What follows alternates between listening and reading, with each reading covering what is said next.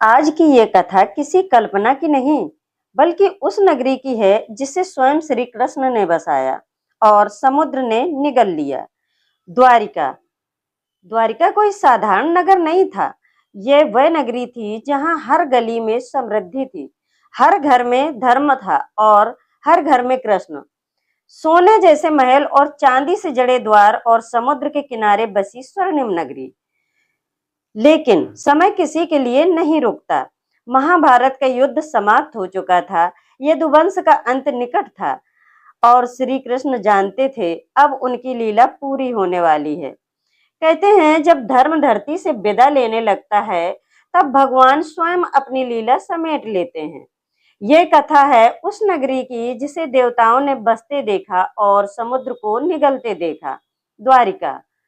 द्वारिका सो नहीं रही थी। उस रात नगर की हर गली जाग रही थी। महलों में दीप जले थे, लेकिन उनके प्रकाश में उल्लास नहीं, एक अनकहा भय था। भगवान श्री कृष्ण अपने राजमहल की छत पर खड़े थे। उनकी दृष्टि समुद्र पर थी, वही समुद्र जिसने यह भूमि उन्हें दान में दी थी। तभी आकाशवाणी हुई, हे केशव, आपकी लीला पूर्ण हो चुकी है। कृष्ण ने नेत्र मूंद लिए। उन्हें ज्ञात था अब द्वारिका का समय समाप्त होने वाला है। जैसे ही यदुवंश का अंत हुआ, समुद्र में हलचल होने लगी। पहले लहरें उठी, फिर गर्जना हुई और फिर समुद्र ने अपने पांव आगे बढ़ाए। द्वारिका की पहली दीवार पानी में समाई, फिर बाजार, फिर मंदिर और फिर महल। लोग देखते रह गए, लेकिन कोई रोना चिल्लाना नहीं, कोई प्रतिरोध नहीं, क्योंकि ये विनाश नहीं था, यह ईश्वरीय आदेश था। श्री कृष्ण ने अंतिम बार द्वारिका को देखा। हर स्मृति, हर लीला, हर हंसी और धीरे से कहा, जो सत्य है वो समय से परे है, जो माया है वह लहरों में समा जाएगी। तभी समुद्र ने अंतिम महल को भी ढक लिया। द्वारिका दिखना बंद हो गई। सवाल यह है कि क्या द्वारिका नष्ट हुई? नहीं, शास्त्र कहते हैं द्वारिका नष्ट नहीं हुई, उसने रूप बदला। वह नगरी अब मनुष्यों की दृष्टि से ओझल है, लेकिन देवताओं के लोक में आज भी विद्यमान है।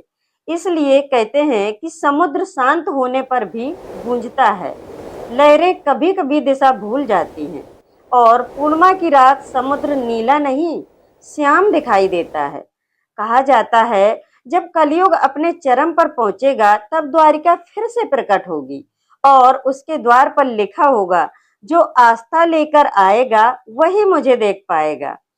द्वारका कोई कहानी नहीं, एक स्मृति है, एक प्रमाण है कि भगवान आते भी हैं और जाते भी हैं, लेकिन अपने पीछे रहस्य छोड़ जाते हैं। क्या द्वारिका सच में डूबी थी? सदियों तक लोग इसे केवल एक पौराणिक कथा मानते थे, लेकिन रहस्य तब गहराया जब आधुनिक समय में समुद्र के भीतर खोज शुरू हुई। समुद्र की गहराइयों में पत्थर की बनी दीवारें, सीढ़ियां, खंभे और प्राचीन संरचनाओं के अवशेष मिले। वैज्ञानिकों ने स्वीकार किया कि ये संरचनाएं हजारों साल पुरानी हैं। क्या यह वही द्वारिका है या समुद्र किसी और रहस्य को छुपाए बैठा है? जो गोताखोर इन अवशेषों तक पहुंचे, उन्होंने बताया, समुद्र के नीचे एक अजीब सा सन्नाटा है। ऐसा लगता है जैसे समय वहीं थम गया हो।